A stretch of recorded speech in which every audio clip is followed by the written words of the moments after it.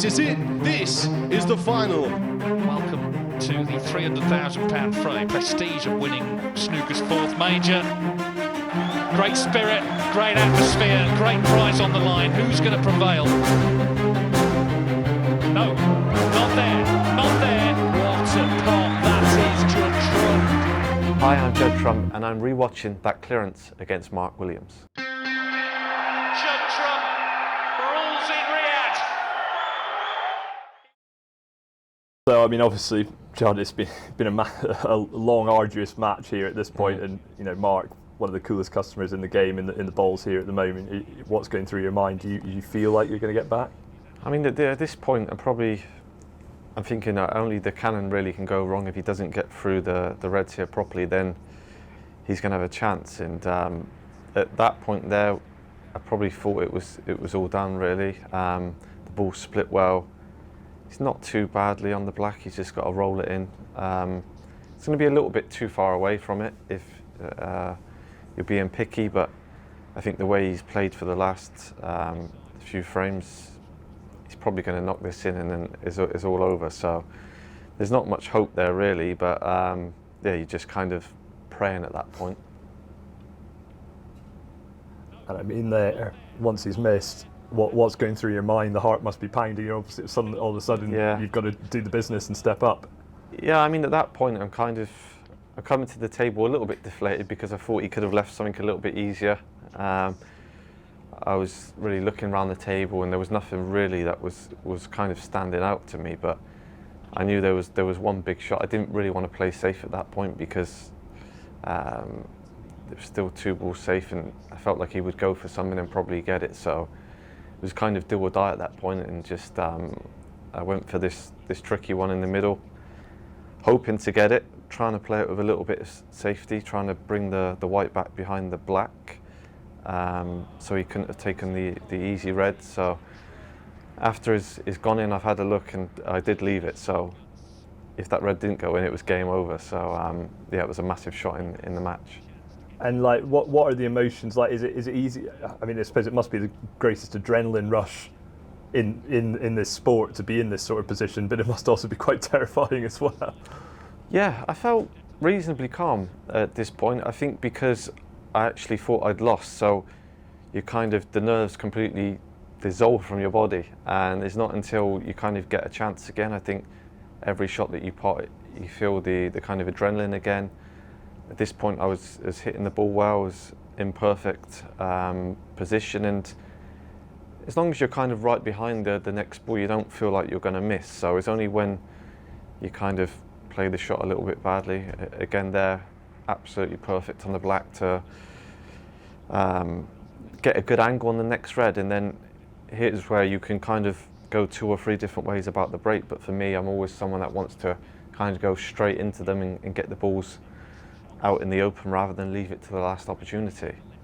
Yeah, and I suppose that red at the left hand of the 2 reds, especially, that's the issue here, isn't it? And is that was that in your mind from the minute you came to the table about, you know, how you were going to deal with that? Yeah, I mean, as soon as I got in and started potting a few balls, that was always on my mind. And I think at this point, I thought maybe I won't get a better chance to get into them. I might pot the red wrong part of the pocket, finish horrible on the pink or the blue, and then I've got to play safe again. So at this point, you just want to stay at the table and try everything to make the balls as easy as possible. And on another day, both of those reds could have gone safe, and it's the wrong shot. But on that day, I hit the balls absolutely perfect, and they both come out in very good positions. And I think it was probably around this point, or maybe after I pot this and then get a pretty decent angle on the black to go up for that last red, is when I kind of thought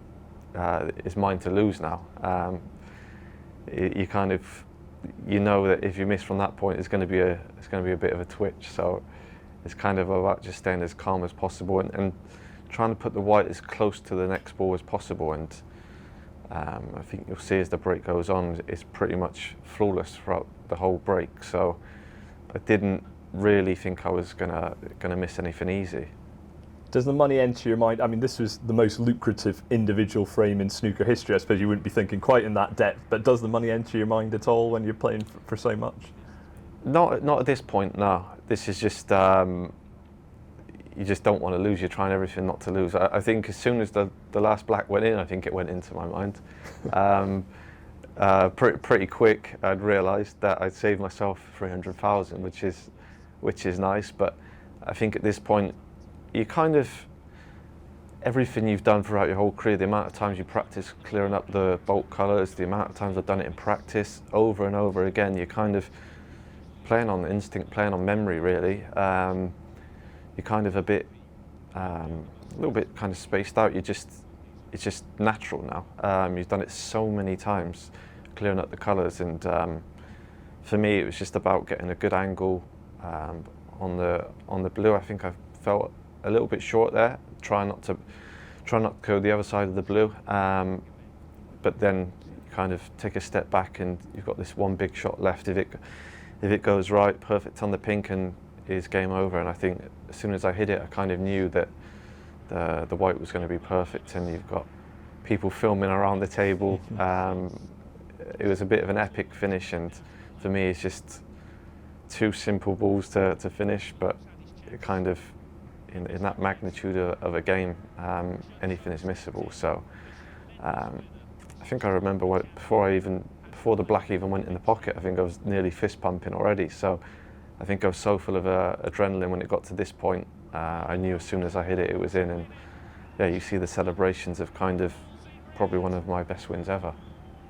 Yeah, I suppose, I mean, you've had plenty of finals where you've run away with it and dominated and things, but in a way, these are the moments that you remember, aren't they? You know, when you've done it under the utmost pressure, it's been put on you, and you know, you've come out the champion. Yeah, I mean, I've won a lot of big tournaments, done a lot of great things in the game, but that is definitely up there. Is probably top 3 or top 5 moment. Just to do it under that pressure, the clearance that I was able to produce, it doesn't come around very often, and probably the magnitude of that final is probably the best clearance I've ever done. And what did it mean to be the inaugural winner in Saudi Arabia? It's obviously a massive event on the circuit now, so, and you'll always be known as the first winner of it. Yeah, I mean, I've always had a great record in kind of new tournaments. I don't know what it is, but I always feel like I take an extra kind of gear in that tournament, I think, really, just to really produce the goods. And I always want to be the first winner of any new tournament. So I knew it was a big one. I nearly went out in the first round. I was 4-0 down, looking like flying home immediately, and I managed to scrape through that one. And as we've seen in so many tournaments down the years, someone comes through a tricky game and ends up getting their second life and going on to win the tournament. So yeah, it was a great tournament for me, and look forward to being back there and trying to replicate what I did last year. And how big do you think it is for the tour to have an event like this now? It's the same sort of prize money almost as the World Championship, so it just shows how snooker is growing, I suppose. Yeah, I mean, it's great to have something on equal kind of terms, and I hope in the future there will be 3 or 4 of that, and we can kind of replicate something similar to golf and tennis, where there's not just one real big major. And I think for the future of the game is great, and it's great to have kind of these tournaments spaced out at the start of the season and at the end of the season. And heading out to Jeddah, a new venue for this year's event, how much are you looking forward to getting out there? Yeah, it's great to explore new places. I think Jeddah will be new to most of us out there, and can't wait to get there and see what it has to offer. Oh wow, what a pot! Exactly what this crowd want to see. Oh, stop it. What a shot that was.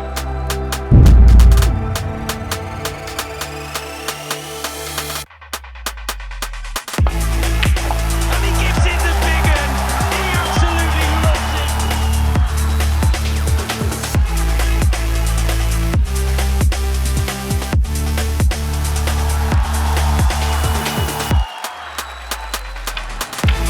No, not there, not there, and not over. What a break to win it.